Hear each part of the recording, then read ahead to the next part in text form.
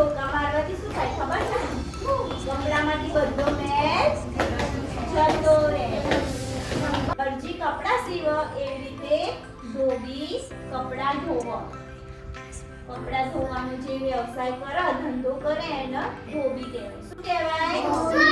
ધોબી કહેવાય. તો હું ધોબીનું એક જોડક હું કહું છું, એ તમારે હું કહું ને પછી તમારે ગાવાનું છે. બરાબર? કામનો ધોબી કપડા ધોવા. કામનો ધોબી કપડા ધોવા. કામનો ધોબી કપડા ધોવા. કામનો ધોબી કપડા ધોવા. રોજ નદીએ જાય. ગોદડીએ જાય. છીપર ઉપર છીપે તેથી. છીપર ઉપર છીપે તેથી. છીપર ઉપર છીપે તેથી. છીપર ઉપર છીપે તેથી.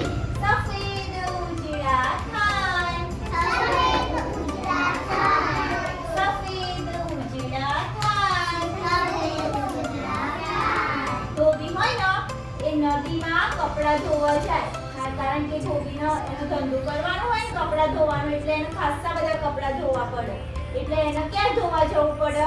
કપડા ધોવા જાય. કારણ કે નદીમાં થોડું બધું પાણી હોય ને એટલે કપડા ધોતા ફાવે. અને નદીના કિનારે પથ્થર હોય, એ પથ્થર ઉપર એ કપડા ધોવો અને આમ કરી છીપ એટલે ફૂટે કપડા. એટલે શું થઈ જાય? કપડામાંથી બધો મેલ